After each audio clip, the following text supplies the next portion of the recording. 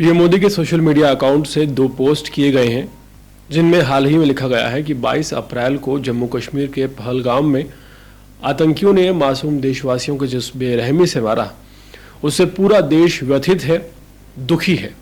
सभी पीड़ित परिवारों के इस दुख में पूरा देश उनके साथ खड़ा है। जिन परिवारजनों का अभी इलाज चल रहा है वे जल्दी स्वस्थ हों, इसके लिए भी सरकार हर प्रयास कर रही है। दूसरे पोस्ट में लिखा गया, देश के दुश्मनों ने भारत की आत्मा पर हमला करने का दुस्साहस किया है।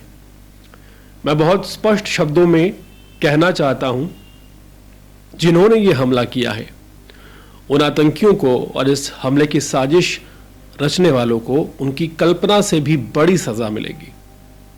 ये प्रधानमंत्री नरेंद्र मोदी के सोशल मीडिया अकाउंट से किए गए पोस्ट हैं। पहलगाम आतंकी हमले के बाद मोदी सरकार ने पाकिस्तान के खिलाफ सख्त कदम उठाए हैं। सीसीएस की बैठक में सीमा पर आतंकवाद के लिंकेज सामने आने के बाद सरकार ने बड़ा फैसला लिया है। पाकिस्तानी नागरिकों को 48 घंटे में भारत छोड़ने का आदेश दिया गया है। उनका वीज़ा रद्द कर दिया गया है। सार्क के तहत वीज़ा सुविधा भी खत्म कर दी गई है। इसके अलावा भारत में सिंधु जल संधि के तहत पाकिस्तान को दी जाने वाली पानी की सप्लाई रोक दी गई है। साथ ही भारत अपने राजनयिकों को पाकिस्तान से वापस भारत बुला रहा है। कैबिनेट ऑन सिक्योरिटी की मीटिंग के बाद विदेश सचिव ने प्रेस कॉन्फ्रेंस के लिए फैसलों की जानकारी दी। 1960 की सिंधी जल संधि को तत्काल प्रभाव से स्थगित किया जा रहा है। जब तक वो सीमा पार आतंकवाद एकदम खत्म नहीं हो जाता, तब तक ये संधि सस्पेंड रहेगी। इससे पाकिस्तान को मिलने वाला पानी बंद हो सकता है, क्योंकि अब जल संधि ही नहीं है तो फिर पानी किस तरह से दिया जाएगा। सरकार ने अटारी इंटीग्रेट चेक पोस्ट तत्काल प्रभाव से बंद करने का फैसला लिया है।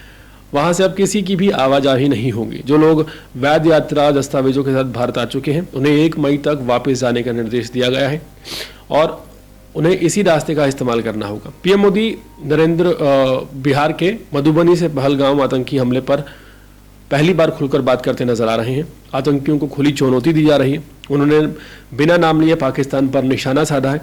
पीएम मोदी ने साफ कर दिया है कि किसी को बख्शा नहीं जाएगा और जो भी देश इंसानियत में थोड़ा भी विश्वास रखते हैं वो आज भारत के साथ खड़े हैं। लेकिन दिलचस्प बात यह रही कि प्रधानमंत्री मोदी ने अपने संबोधन में कुछ देर अंग्रेजी में बात की।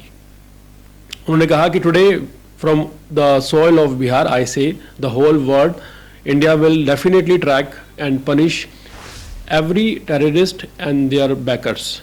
We will pursue them to the end of the earth. The spirit of India will never be broken by terrorism. Terrorism will not unpunished. Every effort will be made to ensure that justice is served.